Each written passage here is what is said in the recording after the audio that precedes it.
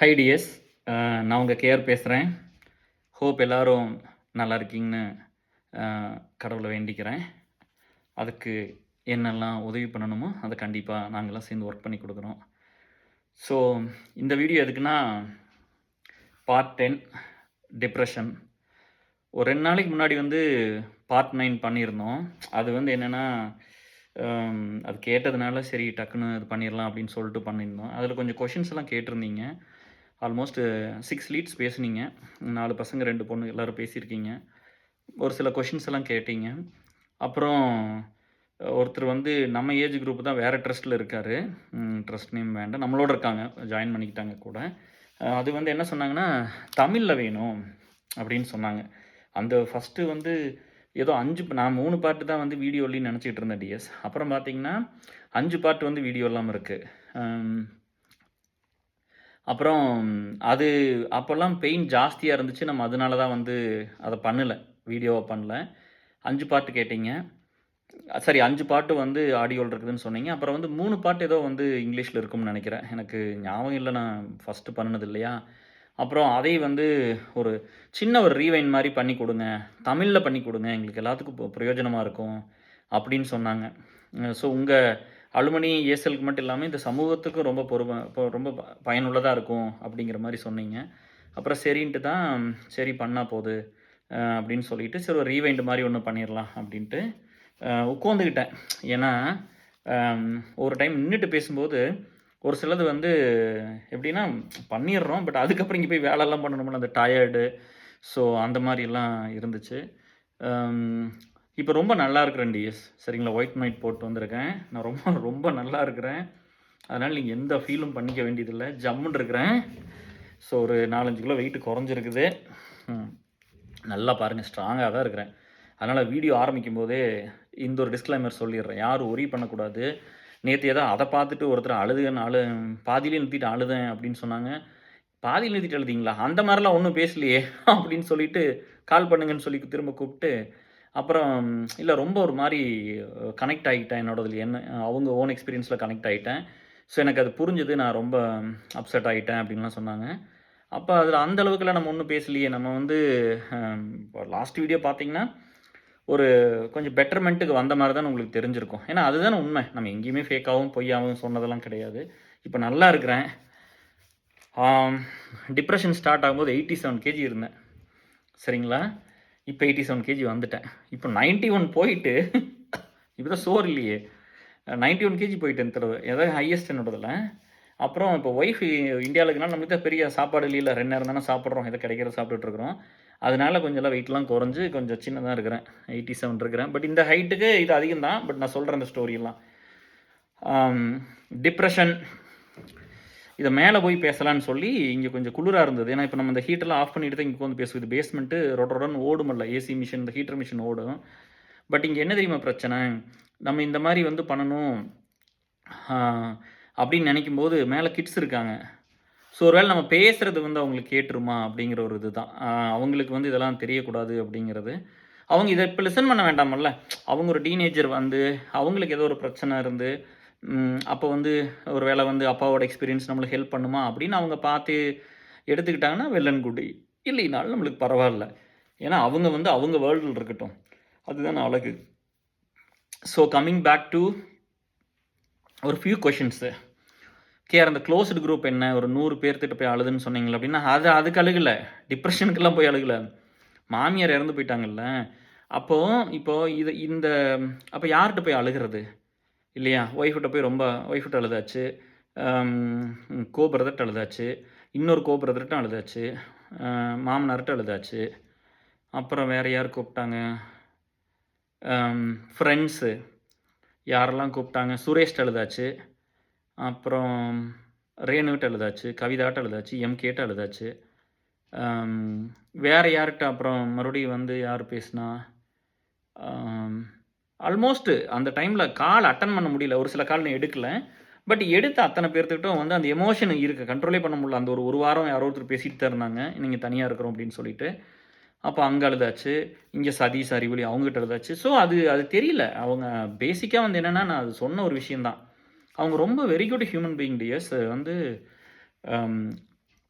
மத்தவங்களுக்கு வந்து நான் வந்து நெறைய அங்க ஃபினான்ஷியல் ஹெல்ப்லாம் பண்ணியிருக்கிறேன். இன்னும் கொஞ்சம் பணம்லாம் வரல குடுத்துடலாம். அது அது 50% வந்து எங்க அத்தை மூலமா குடுத்தது தான். ஏன்னா, அவங்களுக்கு அந்த ஒரு கைண்ட் ஹார்ட் இருக்கும்.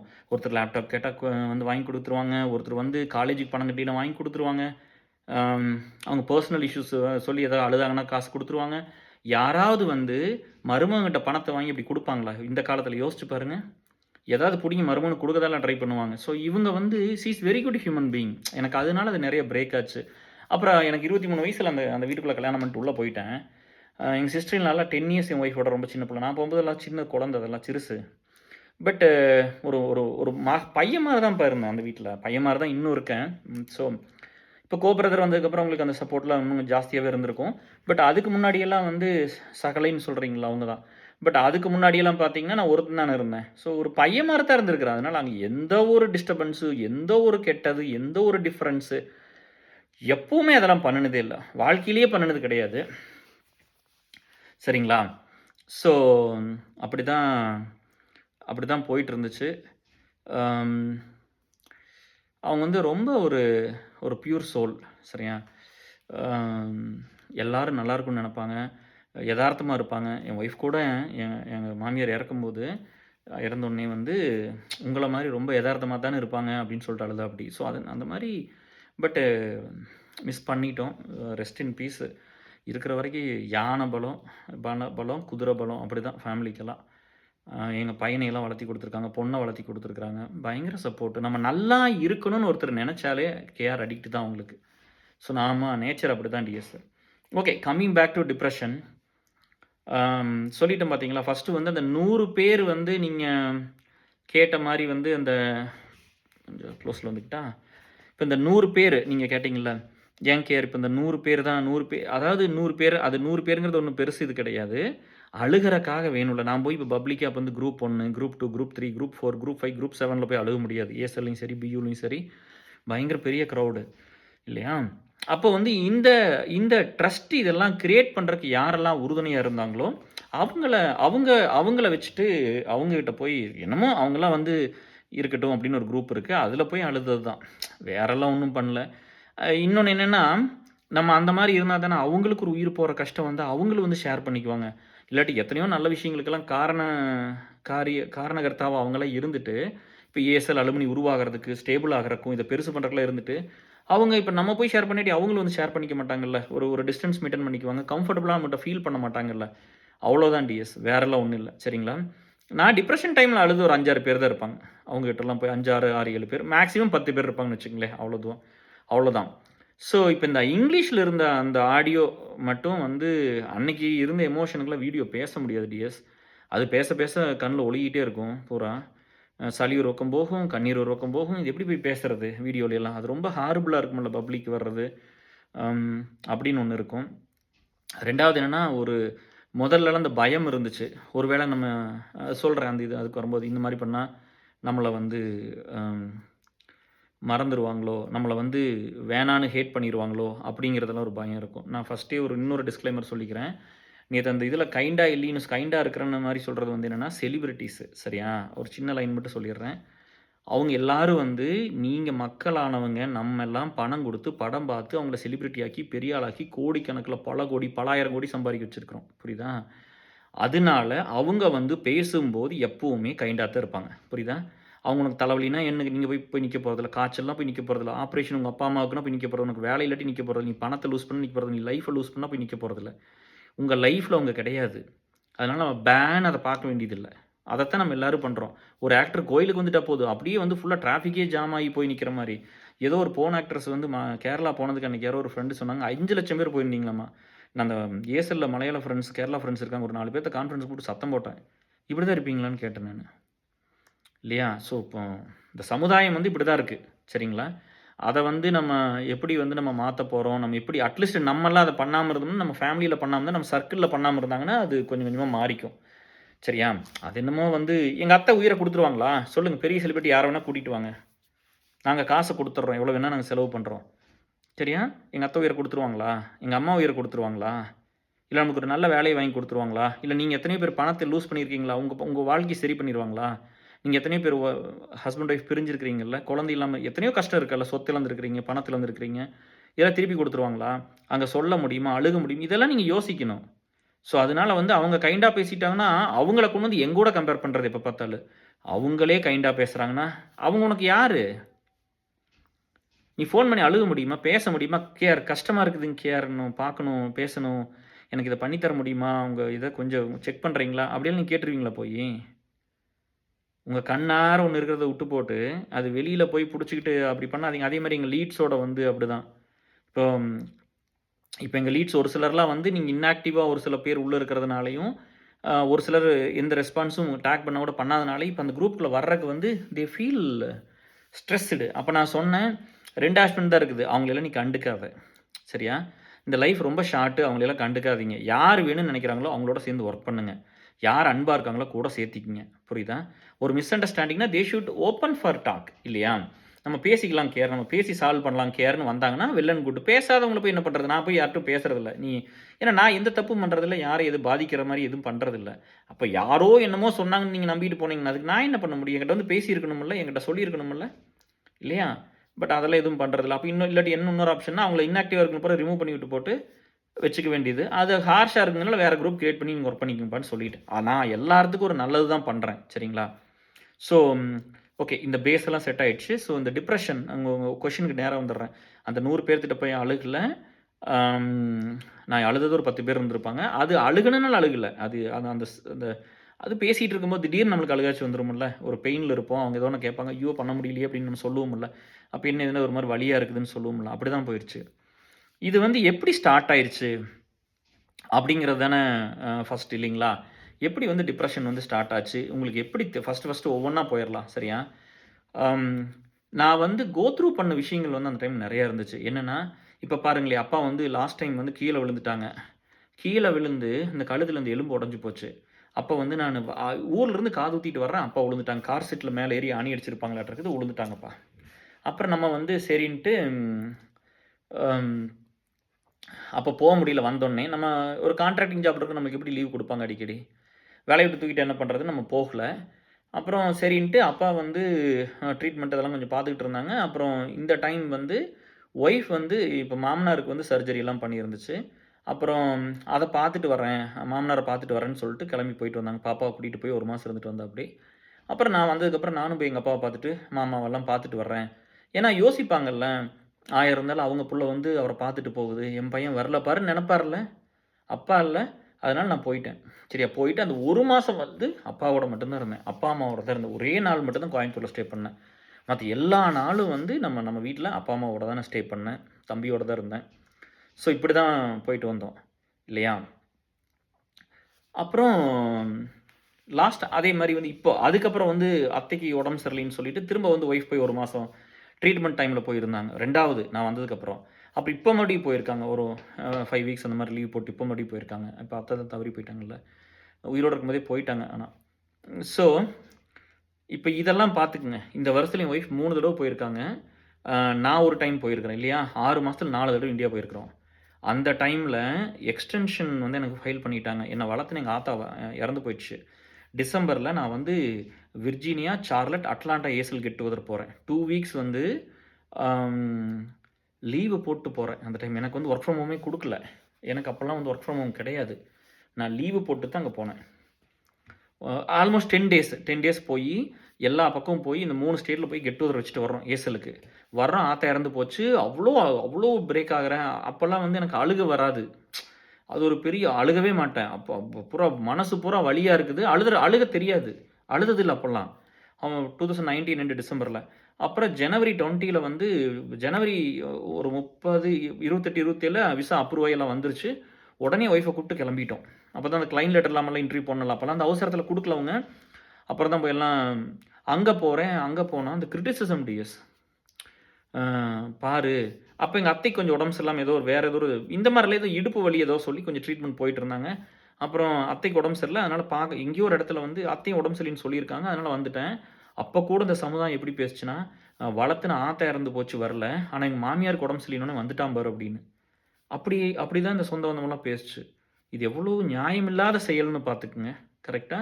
இது ஏன்னா இன்னைக்கு இத்தனை தடவ போறவங்களுக்கு, அன்னைக்கு வந்து முடிஞ்சா வந்திருப்போம்ல. இல்லையா? அதான் அடுத்த மாசமே ஓடிட்டனே.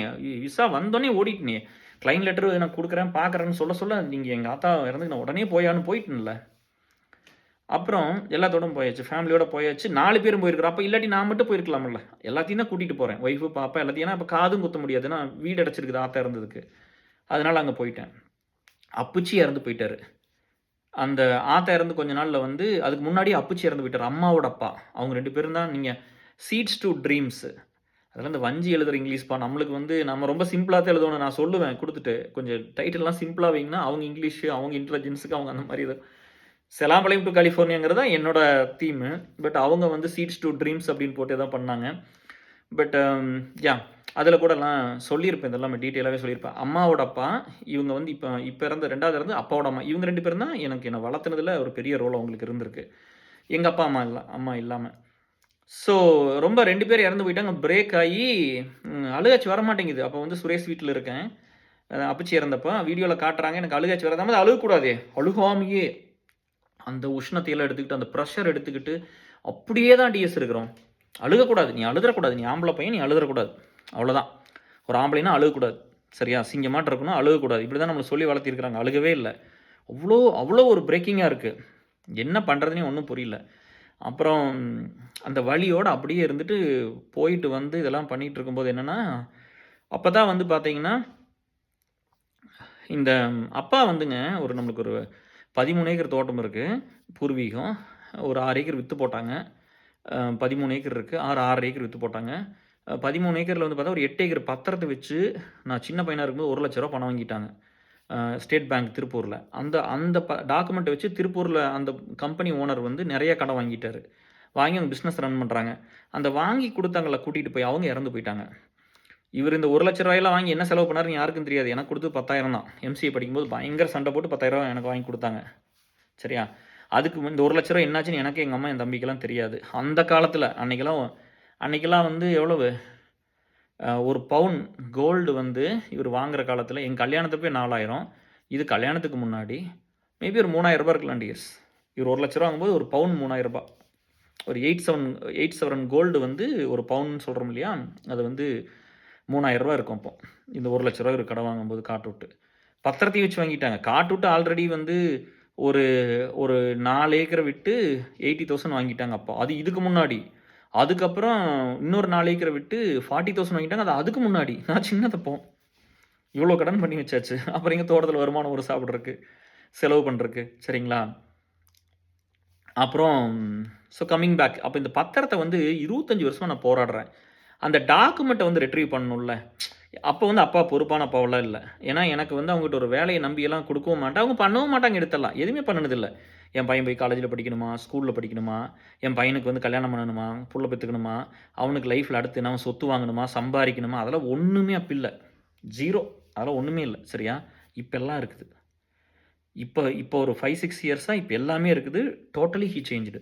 எப்படி அந்த மாற்றம் வந்ததுன்னு தெரியல. நானும் தம்பி போனா இதான் சொல்லுவாப்படி. "அண்ணா இப்படி முதல்லயே இருந்திருந்தா நம்ம எவ்வளோ நல்லா இருந்திருப்போம்" அப்படின்னு. அந்த மாரி இப்போ இப்போ டேம் குட். இப்போ best father in the world. சரியா? அதில ஒரு மாசம் வேற நான் கூட இருந்துட்டேன். தம்பின்னு எந்நேரம் என் கூடவே தான் இருப்பாங்க. நான் வந்து கார்த்தி தம்பின்னு என் கார்த்திய நான் தம்பின்னு கூப்பிடுவேன். எங்க அப்பா என்னை தம்பின்னு கூப்பிடுவாங்க. நான் முகுந்த தம்பின்னு கூப்பிடுவேன். கார்த்தி என் தம்பிய தம்பின்னு கூப்பிடுவான். கார்த்தி என் பையன தம்பின்னு கூப்பிடுவான். இப்படிதான். எங்க அப்பாவும் தம்பின்னு தான் கூப்பிடுவாங்க. இப்படிதான். எல்லாரும் மாத்தி மாத்தி அந்த தம்பிங்கிறது ரொம்ப ஃபேமஸ் எல்லா வீட்லயும். உங்க வீட்ல இப்படிதானே? தம்பி, பாப்புலாம் ரொம்ப ஃபேமஸ் இல்ல.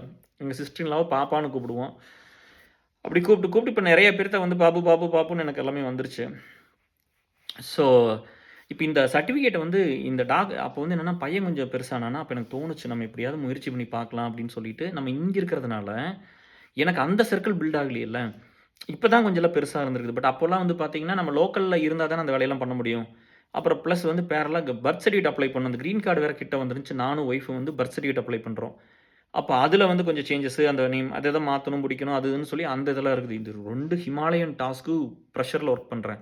பிளஸ் நீங்கலாம் கோவிட் டைம்ல வந்து பார்த்தா, நம்ம ஏசல்ல நெறையா ஃப்ரெண்ட்ஸோட அப்பா, அம்மா இறந்து போயிட்டாங்க.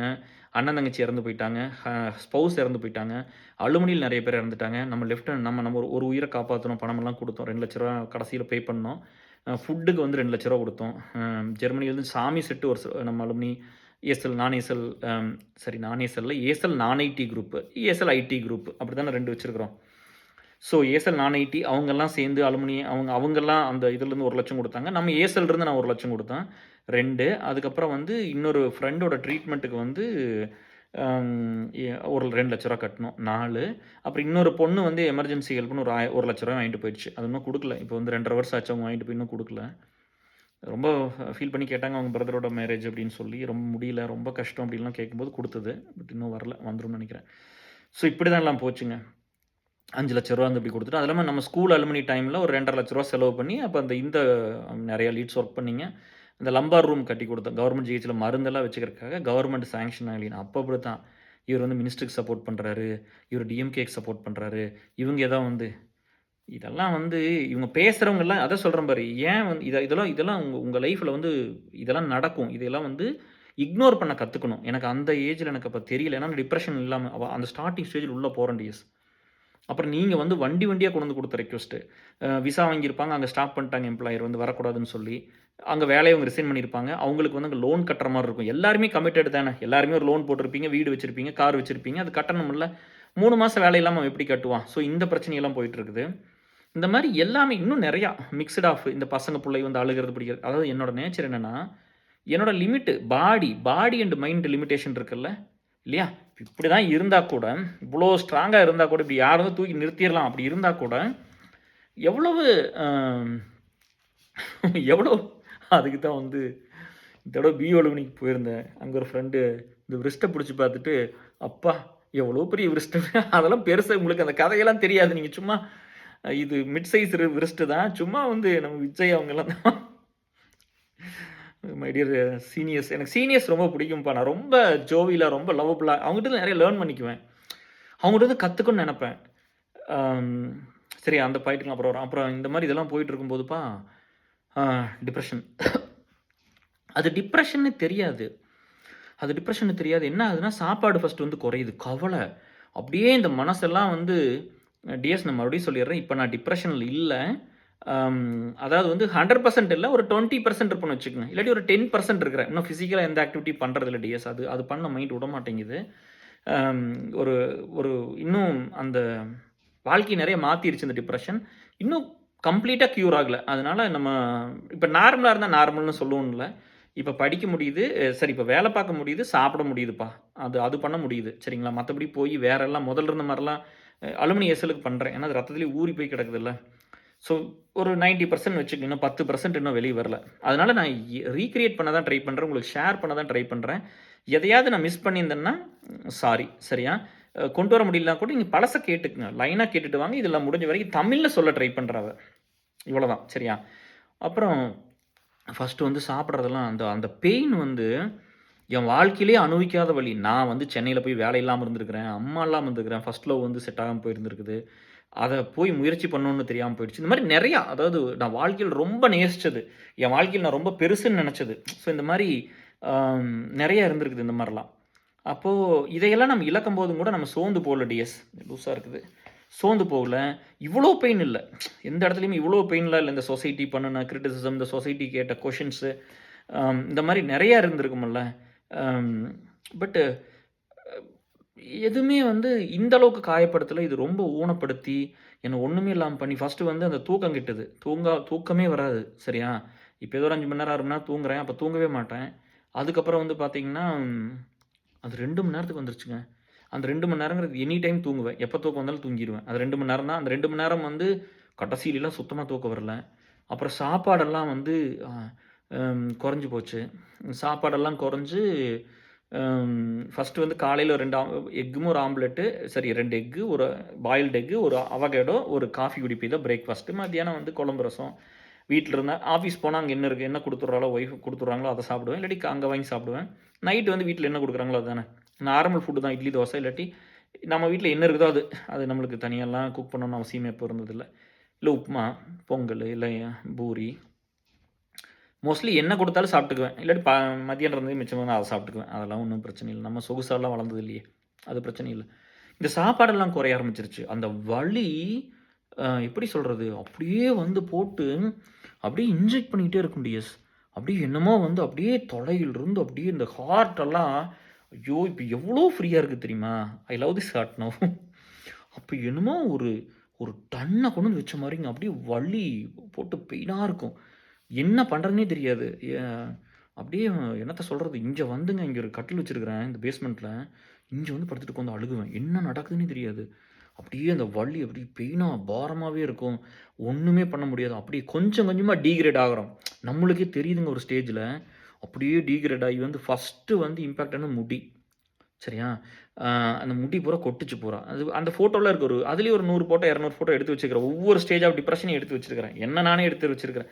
ஏன்னா தெரியாது. அப்போலாம் என்ன நடக்குது, எப்படி இருப்போம்லாம் தெரியாது. பின்னாடி யாருக்காவது யூஸ்ஃபுல்லா இருக்கும். அந்த நேரத்தில இன்னைக்கு கஷ்டப்பட்டாங்கல்ல, படுத்துனாங்கல்ல, அவங்கலாம் வாழ்க்கையில ஒரு தடவ அந்த ஃபோட்டோலாம் பார்க்கணும். நான் எப்படி இருந்திருக்கிறேன்னு. இப்ப எப்படி இருக்கிறேன்? இப்ப தெரியுதுங்களா? அன்னைக்கு அந்த ஃபோட்டோலாம் பாருங்க எப்படி நிக்கிறேன்னு.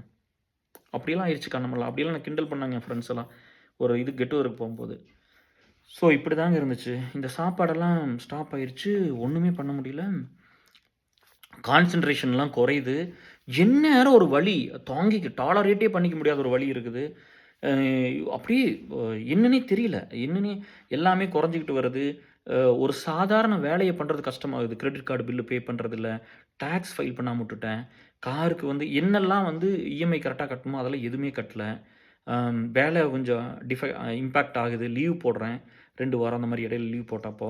அதுக்கப்புறம் இந்த மாரி எல்லாம் பண்ணி அப்படியே பேரலைஸ் ஆயிட்டேன். பேரலைஸ் ஆகி அப்படியே டீகிரேட் ஆகுதுங்க. டீகிரேட் ஆகி அப்படியே கொஞ்சம் கொஞ்சமா, கொஞ்சம் கொஞ்சமா, கொஞ்சம் கொஞ்சமா வந்து ஒரு ஸ்டேஜ் போயிட்டேன் ஃபுல்லா.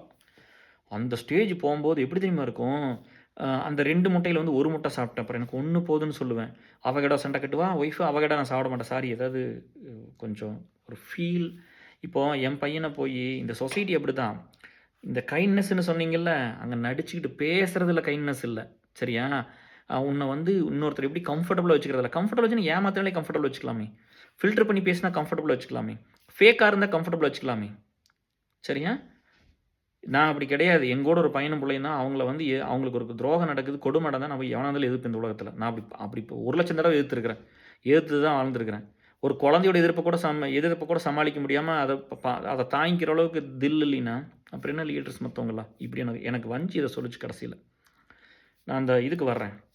ஸோ இந்த மாரி இவ்வளோ இவ்வளோ இவ்வளோ விஷயங்கள் போயிட்டுருக்குது. எவ்வளோ ஸ்ட்ராங்கான ஒரு ஆளு. அதுக்கு ஒரு எக்ஸாம்பிள் சொல்றேன். இப்ப பிரவீன், ஃபெரோஸ்லாம் நம்ம ஏஎஸ்எல்லே இருக்காங்க வச்சுக்கோங்க. ஒரு பெரிய சீனியர் மேனேஜரு. இப்ப சொல்றேன். இப்ப சொல்லாம்ல. ஃபெரோஸ் வந்து அங்கருந்து கஷ்டப்பட்டு 6 வருஷம் கழிச்சு இங்க யுஎஸ் வர்றாப்படி. வந்து ஒரு ப்ராஜெக்ட்ல 1 மாசம் இருக்கிறாப்படி. புவர் பெர்ஃபார்மன்ஸ்ன்னு அனுப்பிச்சுட்டாப்படி. டிசிஎஸ்ல கம்மியான ரேட்டிங் போட்டாங்க. என்ன வந்து என் ஒய்ஃப் டெலிவரி டைமே இல்ல. வீடு ஷிஃப்ட் பண்ணிட்டு இருக்கிறோம். அப்ப வந்து 1 மணி நேரம் டைம் கேட்டு வந்து ஃபெரோஸ் வந்து எல்லாத்தையும் சொன்னாப்படி. என்ன போ சொல்றாங்க. 1 மாசம் தான் ஆச்சு வந்து. 2 குழந்தை இருக்குது. வாழ்க்கையில அப்ப நான் வந்து 8ஆம் கிளாஸ் படிச்ச புள்ளைய தான் கேட்கலாம்னு நினைக்கிட்டேன். ஏன்னா நான் கஷ்டப்பட்டு வந்தேன். அதனால வந்து அந்த மாரி இருக்கிற ஒரு பொண்ணுக்கு வாழ்க்கை குடுத்தா, வாழ்க்கை அவங்களுக்கும் பெட்டரா இருக்கும். நம்மளும் வந்து லைஃப்ல ஏதோ உருப்படியா ஏதாவது பண்ண மாரி இருக்கும்னு நெனச்சு தான் அப்படியெல்லாம் பண்ணேன். நான் கேம்பஸ்ல டிசிஎஸ்ல போன பையன். ஆஃப் கேம்பஸ்ல. அப்படிலாம் சொல்லும்போது, அப்புறம் நம்ம அந்த ஸ்டோரியெல்லாம் எல்லாத்துக்கும் தெரியும். நாதனு, ஃபெரோஸு, செந்தில் எல்லாத்துக்கும் தெரியும். அப்புறம் வந்து அவன ட்ரெயின் பண்ணி எல்லாம் பண்ணி கிளையன்ட் இன்டர்வியூ குடுத்து, இதெல்லாம் பண்ணலாங்கும்போது என் டிசிஎஸ் மேனேஜர் என்ன கூப்பிட்டு சத்தம் போட்டாரு. "வேணாம் உன் கரியர் போயிரும். அவங்கள பழி வாங்கிருவாங்க." பெரிய சீனியர் அப்ப எஸ்விபி. 2ண்ட் ஃப்ளோர்ல சரி நான் அவர் 3rd ஃப்ளோர்ல இருக்காரு. நான் 2ண்ட் ஃப்ளோர்ல இருக்கிறேன். எங்க டீம் பெரிய டீம். இங்க 17 பேர் இருக்கிறோம் யுஎஸ்ல. ஆஃப்ஷோர் பெருசு இத விட. அப்போ நம்ம எடுத்துக்கிட்டோம்னா, அந்த டீம்ல இருந்து வேணான்னு சொன்னோனே, நீ எடுத்துக்கிட்டீன்னா உன் மேல கோவம் வந்துரும். அந்த அந்த கோவம்லாம் உன் மேல வந்து அப்ப நீ என்ன என்ன அவங்க வந்து பெர்சனலா எடுத்துக்குவாங்க. உன்ன வந்து பழி வாங்கிருவாங்க. அ பின்னாடி பார்த்துக்க அப்டின்லாம் சொன்னாப்படி. அப்ப நான் சொன்னேன், ஒருத்தர் வந்து வேணான்னு அவங்க வுட்டுட்டாங்க. கரெக்ட்டா? ஃபெரோஸ அவங்க வேணான்ட்டாங்க. நான் வந்து அவங்க வேணும்னு நெனைக்கிறேன். நான் வந்து ஏன் அப்டின்னா, அவன் அவ்ளோ கஷ்டப்பட்டுருக்கான் வாழ்க்கையில. 6 வருஷம் கழிச்சு கஷ்டப்பட்டு எந்த ஆதரவும் இல்லாம அமெரிக்கா வந்த பையன். கரெக்ட்டா? அப்போ நான் வந்து அவன ட்ரெயின் பண்ணிருவேன். என்னால அவன்ட்ட வேலை வாங்க முடியும். நான் தான் டாஸ்க் அசைன் பண்ணுவேன். நான் தான் எல்லாம் பண்றேன். அப்ப நான் வந்து வாங்கிருவேன். அவன நான் வெல் ட்ரெயின் பண்ணிருவேன். அவன பக்கா டெக்கி ஆக்கிருவேன். சூப்பரா பண்ணிருவேன். எல்லாமே நல்லா பண்ற மாரி பண்ணிருவேன்னு நான் சொல்லி, நான் எங்க மேனேஜர்ட்ட சொல்றேன். It's up to you care. அப்ப நான் எல்1 இருக்கிற டீம் தான் ஹெச்1 இருக்காங்க. இன்னைக்கெல்லாம் வந்து ஹெச்1பில இருந்தா நீ என்ன வேணா பண்ண முடியும். எல்1 இருந்தா காலைல 1க்கு வந்துரும். சரியா? எந்த நேரம்னு பெட்டி தூக்கிட்டு போன்னு சொல்லுவாங்க. என்ன வேணா பண்ணுவாங்க. புரியுதா? அந்த டைம்ல போய் நான் சண்ட போட்டு ஃபெரோஸ் உள்ள எடுத்துக்கிட்டேன். அப்போ நான் எதிர்த்தது பெரிய ஆளு. இன்டைரக்ட்டா நான் எதுக்கல. நான் ஒரு பையனுக்கு நல்லது தான் பண்ண போனேன். நான் எதிர்ப்ப சம்பாரிச்சதுல இப்படி தான். நான் வந்து அந்த குடும்பத்த காப்பாத்தணும்னு நெனச்சேன். அவன் இவ்ளோ கஷ்டப்பட்டு வந்திருக்கான். தனியா இருந்தான். 6 வருஷம் போகும்போது 2 வருஷம் முடிஞ்சது. நீங்க நம்ப மாட்டீங்க. ஃபெரோஸ், நானு, ஒய்ஃபு, அம் ச பிரவீனு, ரமேஷு, மதனு, அருண் இவங்கலாம் இருந்து ஃபெரோஸ வந்து 2 இயர்ஸ் கழிச்சு அனுப்புறோம். பெட்டி எடுத்துட்டு போகும்போது டக்குன்னு கால் விழுந்துட்டு அப்படி. "அண்ணா விஷ் பண்ணுங்க" அப்படின்னு சொல்லிட்டு. ஆந்திரா பையன் தான் பட் ஏன்னா அண்ணன் மட்டும் தான் அண்ணான்னு தான் கூப்பிடுவாப்படி. விஷ் பண்ணுங்க அப்படின்னு சொல்லிட்டு. அப்ப சொன்னாப்படி, "உங்களுக்கு என்ன வச்சிருக்கிறதுனால எவ்வளோ ப்ரெஷர் இருக்குன்னு தெரியாது. இனி நான் போயிட்டு என்ன நீங்க திரும்ப கூட்டிட்டு வராட்டியும் பரவால்ல. பரவால்ல. பட் 2 வருஷம் என்ன வச்சு மகனா தம்பி மாரி வச்சு பார்த்துக்கிட்டீங்கன்னு." அப்போ என் ஒய்ஃப் வந்து குக் பண்ணாத இதே கிடையாது. அவ எல்லாமே குக் பண்ணுவாப்படி. எப்ப குக் பண்ணாலும் இந்த பசங்க யார் பேச்சுலர்ஸ் இருக்கோ அத்தன பேர் எங்க வீட்ல சாப்பிடுவாங்க. டெலாவேர்ல, சார்லட்ல இப்படி தான் இருந்திருக்குது. என் ஒய்ஃப் சமைச்சு போட்டு ஏசல் வந்தது அதான் சொல்றேன். அந்த கிரெடிட்லாம் உங்களுக்கு குடுக்குறேன். இப்ப எல்லாரும் வந்து என் ஒய்ஃப புடிச்சதுக்கும், எல்லா ஃப்ரெண்ட்ஸ் ஒய்ஃப் மேல கன்சர்ன் ஆயி என்னை திட்டுறதுக்கெல்லாம் காரணம் என்ன? ஏன் வந்து சொல்றாங்கன்னா, ஒய்ஃப் அத்தன சாப்பாடு ஆக்கி போடுவா அப்படி அப்போலாம். இவன் எல்லா நேரம் கூப்பிட்டு அப்படி தான் வச்சிருப்போம்.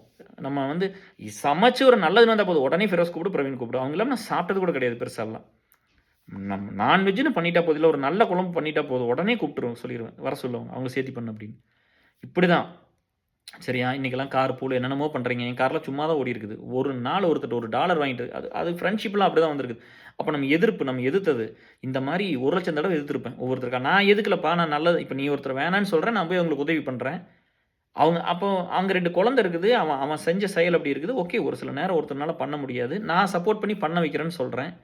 அப்ப அவன் எனக்கு ரொம்ப லாயலா இருக்கிறான். ரொம்ப நல்லா அந்த கால் விழுந்து ஆசீர்வாதம் வாங்கிட்டாப்படி. "டேய் டேய் என்னடா இது?" அப்படின்ட்டு கேட்டீங்களா, ஒரு அண்ணனா தான் பார்க்குறேன் அப்படின்ட்டு போனாப்படி.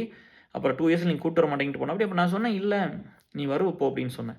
அப்படி வரமாட்டேன்னு அப்படியே சொல்லியிருப்பேன்ல. அப்புறம் வந்தாப்படி வந்து 6 வருஷம் டோட்டலா இருந்துட்டு பணம் நல்லா சம்பாரிச்சு எடுத்துட்டு போனாப்படி. போம்போது. ஒய்ஃப் வந்து ஒரு 3 மாசம் இங்க இருந்தாங்க. அவங்க இருக்க முடியாது. தமிழ்லாம் தெலுங்கு தெரியாதுன்னு சொல்லிட்டு, நான் அங்கேயே இருக்கிறேன்னு சொல்லிட்டாங்க. அப்புறம் இவன் 6 வருஷம் இங்க இருந்துட்டு அப்பப்போ போயிட்டு வந்துட்டு, நல்லா சம்பாரிச்சுட்டு போய் ஃபேமிலியோட இப்ப அங்க செட்டில் ஆயிட்டு, இப்போ வர்றதில்ல. இப்ப அங்க தான் இருக்காங்க.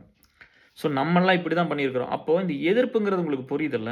ஒரு குழந்தைய கூட நீ எதிர்க்கலைன்னு நீ என்ன பீப்பிள் லைஃப்ல ஒர்க் பண்ணிருவ? ஐயோ! இப்போ ஒருத்தன எதிர்த்தா அவன் மண்டைய உடைக்க தான் செய்வான். அவனுக்கு அவன் நீங்க ஒருத்தர எதிர்த்து வந்து ஒண்ணு பண்றோம் அப்படிங்கும்போது, அவன் பழிவாங்க தான் நெனப்பான். 1,00,000 தடவ, 1,00,00,000 தடவ பழிவாங்கப்பட்ட ஒரு பையன் நானு. சரிங்களா? சின்ன வயசுலருந்து, குழந்தையிலிருந்து இந்த ஸ்டேஜ் வரைக்கி, மத்தவங்களுக்காக நல்லது பண்ண போயி, என்ன அத்தன பேர் பழி வாங்கியிருக்காங்க. இந்த லவ் மேரேஜா இருக்கட்டும், இல்ல எங்கேயாவது வந்து இப்போ விசா வாங்கி குடுத்ததா இருக்கட்டும். விசா வாங்கி குடுத்துட்டு எம்ப்ளாயர் ஏமாத்தியிருப்பாங்க. நான் கூப்பிட்டு சத்தம் போட்டிருப்பேன். சத்தம் போட்டா என்ன பண்ணுவாங்க? அவங்களுக்கெல்லாம் பவர் இருக்கும். ஆஃபீஸ்ல நான் எங்க இருக்கிறேன்னு பார்த்து ஏதோ இருக்கு. எத்தன கெட்டது பண்ணிட்டீங்க. நான் எல்லாத்தையும் கடவுள்ட்ட விட்டுட்டேன். உங்கள எல்லாம் மன்னிச்சுட்டேன். ஏன்னா நீங்கலாம் அற்ப மனுஷங்க. உங்கள பத்திலாம் வந்து பேசி டைம் வேஸ்ட் பண்ணி இதெல்லாம் எதுவும் பண்ண வேண்டாம். நீ வந்து உனக்கு வந்து வச்சு அவன ட்ரெயின் பண்ணி எக்ஸாம்பிளுக்கு சொல்றேன். அப்படி வச்சுக்கணும் நான் பண்ணா என்ன ஏன் போய் இதெல்லாம் பண்றீங்க? கிரீன் கார்ட ஸ்டாப் பண்ணி என்னலாம் பண்ணீங்களோ பண்ணீங்க. ஆனா உங்க லைஃப்ல வந்து யாரையும் நீங்க சம்பாரிக்கல. நான் ஃபெரோஸ் சம்பாரிச்சேன். சரியா? இப்படி வேலை செஞ்சு தான் வந்து இப்ப பாதிப்புன்னு அப்படிதான். ஒரு ஸ்டேட்டஸ் பிரச்சனை இருக்கும். ஸ்டேட்டஸ் கோ பிரச்சனை இருக்கும். பொண்ணு வேற இடத்துல இருக்கும். பையன் வேற இடத்துல இருக்கும். கல்யாணம் பண்ணிக்குவாங்க. ஸோ நம்ம அதுக்கு ஏதாவது ஹெல்ப் பண்ணியிருப்போம். உடனே வந்து இவன் கேஆர் தான் வந்து பண்ணி வச்சுட்டா. அப்படி கேஆர் இல்லைன்னா இது நடந்திருக்காது. அப்படின்னு சொல்லி இந்த மாரி ஒவ்வொன்னும் வந்து எதிர்ப்பு சம்பாதிக்கிறது தான். அப்புறம் என்ன பண்றது? அப்புறம் நம்ம மக்கள புரொடெக்ட் பண்றதுக்காக நம்ம போய் எடுக்கிற ரிஸ்க் இவங்க பணத்த குடுத்து ஏமாந்துருவாங்க. யாராவது பிரச்சனை பண்ணுவான். இல்லையா? எல்லா இடத்துலயும் 10 பேர்த்த அனுப்பணும் அப்படின்னா, அப்புறம் என்ன பண்றது? அப்ப எல்லா இடத்துலயும் கொஞ்சம் கொஞ்சம் கெட்ட பேர் வந்திருக்குது.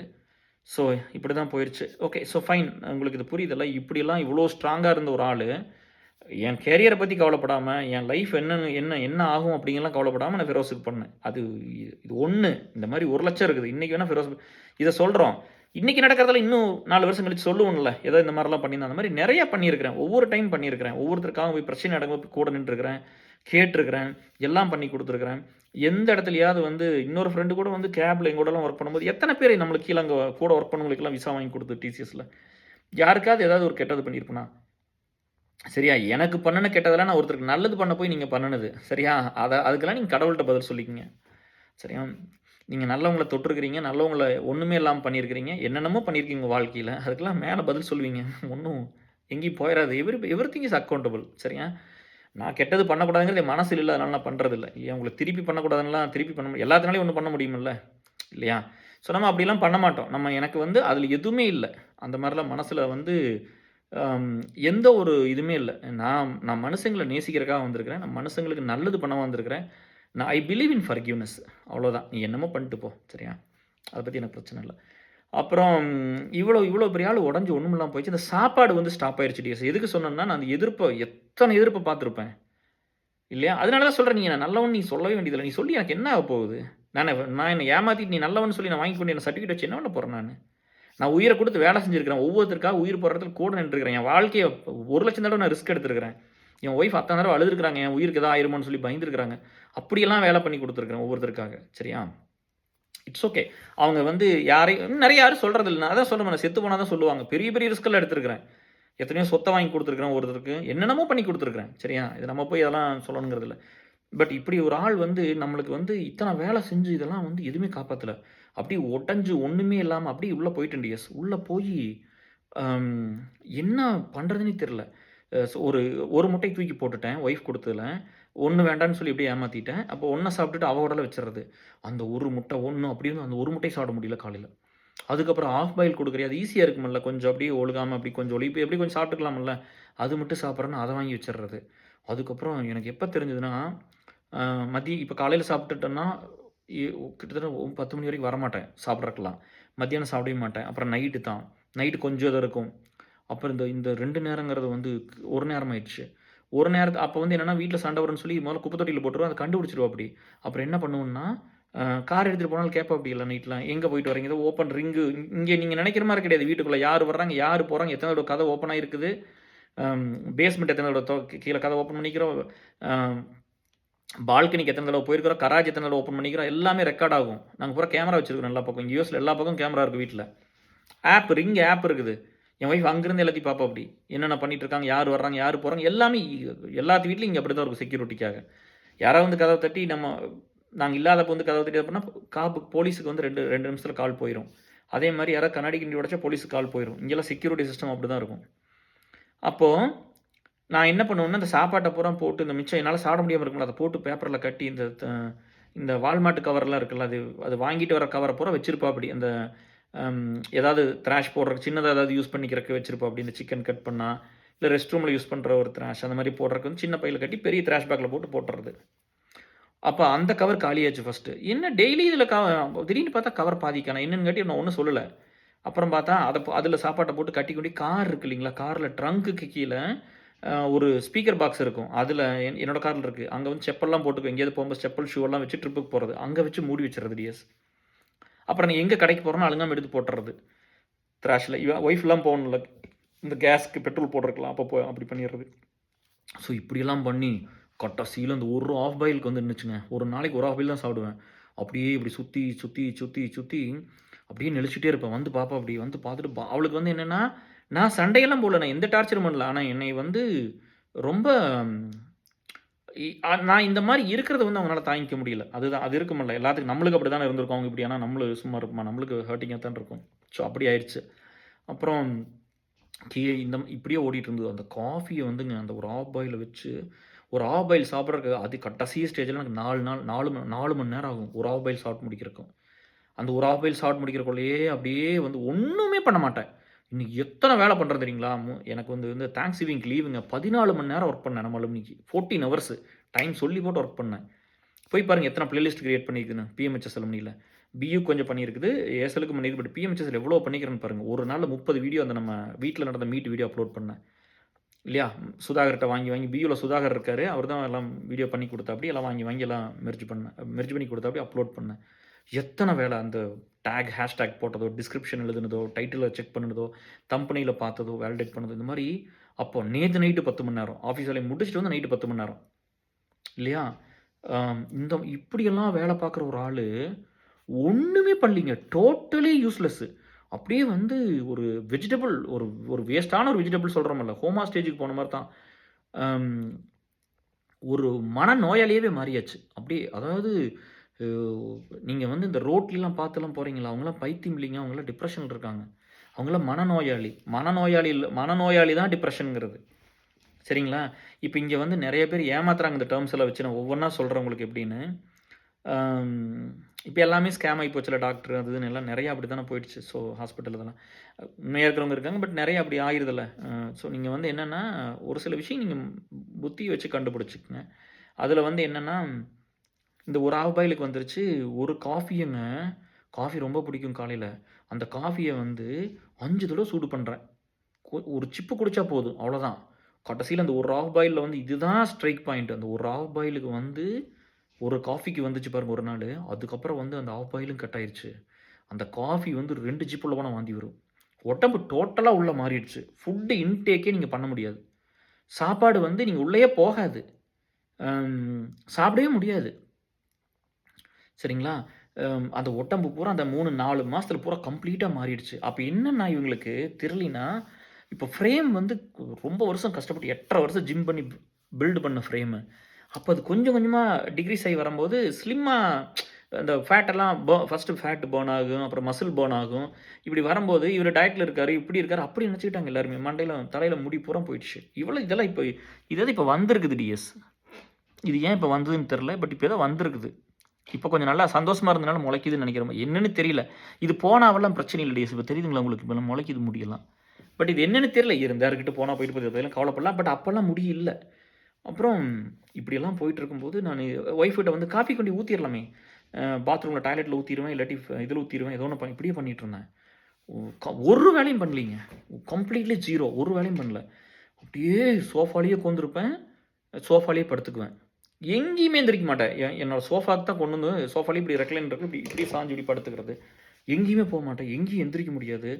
அப்புறம் ஸ்டெப்பு மேல ஏறி ஒரு ஸ்டேஜ் வந்து என்ன ஆயிருச்சுன்னா, மேல மாடி இருக்குது. நானு, என் ஒய்ஃபு, எங்க பாப்பா 3 பேரும் ஒரு பெட்ரூம்ல படுத்துக்குவோம். பாப்பா சென்ட்ரல்ல படுத்துக்குவாப்படி. பையன் ஒரு ரூம்ல படுத்துக்குவாப்படி. அங்க போய் படுக்க வச்சுட்டாப்படி. அப்புறம் தான் டிஎஸ் அப்பதான் பிரேக் ஆகுது.